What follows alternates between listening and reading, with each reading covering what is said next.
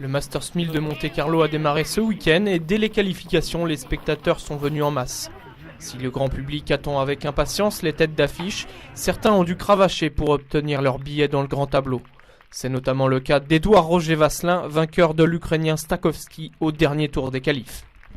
C'est la première fois, donc forcément je suis très très content.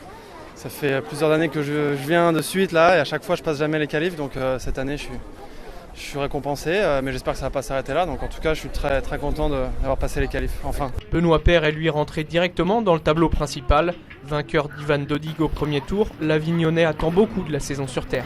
J'arrive sur terre, c'est une surface que j'apprécie beaucoup. Donc je me suis mis pas mal d'attentes sur cette surface, mais ça a bien démarré. À Casablanca, j'ai fait quart. Je perds sur un bon Robredo. C'était mon premier tournoi de reprise sur terre, donc forcément c'était pas simple. Et voilà, là j'espère que ça va aller de mieux en mieux. Il faut que le physique reprenne un peu parce que j'étais un petit peu émoussé après le Casablanca. Et pour Benoît, être tête de série à Roland-Garros est devenu un réel objectif. Avec là je suis 33 cette semaine. Donc je sais que c'est les 32 premiers qui sont tête de série et ça pourrait m'éviter ce qui s'est passé en Australie où j'ai joué Roger Federer au premier tour. Jérémy Chardy, 25e mondial cette semaine, est en position idéale pour être tête de série Porto d'Otae. Ici à Monte-Carlo, le tirage au sort a été clément pour le Palois. C'est quand même mieux de jouer un qualifié, ce sera un joueur qui sera moins bien classé que moi. Après il aura l'avantage d'avoir fait des matchs, mais bon... Voilà, normalement, il a un niveau de jeu un peu moins bon que, je sais pas, au tirage, tu peux jouer vraiment des joueurs forts. Donc voilà, c'est quand même une opportunité pour moi de rentrer dans le tournoi. Pour Julien Beneteau, l'élimination en Coupe Davis n'est pas totalement oubliée, mais il faut se reconcentrer. Milos Raonic, tête de série numéro 12, se dresse devant lui. On rentre en Coupe Davis, c'est pas facile de faire la transition, mais... C'est comme ça, on a l'habitude et voilà, j'ai un premier tour qui est difficile. Raonic est un très bon joueur, dangereux, mais à moi d'être fort et d'arriver à trouver les solutions. Richard Gasquet, lui, n'a pas joué en Coupe Davis le week-end dernier à cause d'une blessure à la cheville. Les pépins physiques oubliés, il se dit prêt à en découdre avec la surface ocre. C'est différent, maintenant c'est une nouvelle saison qui commence sur terre.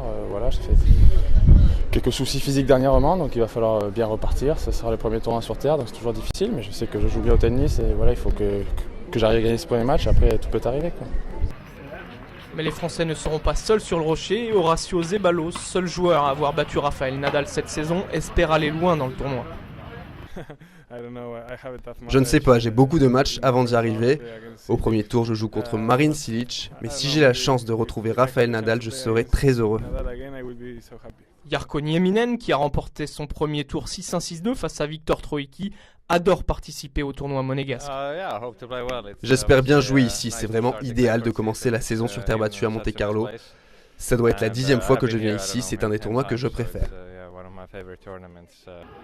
Quant à Novak Djokovic, il se détend avec Juan Martín Del Potro et Radek Stepanek en improvisant une partie de boules et continue de bouleverser les fans. Mais toujours en délicatesse avec une cheville, il n'est pas sûr de pouvoir tenir son rang ici à Monte-Carlo. Eh bien, je me sens de mieux en mieux. Je suis toujours heureux et motivé à l'idée de réussir à Monaco. C'est un tournoi qui me tient à cœur parce que j'habite ici. Et quand je ne suis pas en tournoi, je passe le plus clair de mon temps à Monaco. Je m'entraîne ici et j'ai donc l'habitude de jouer sur ces cours. J'ai beaucoup d'amis qui viennent et le public est là pour m'encourager.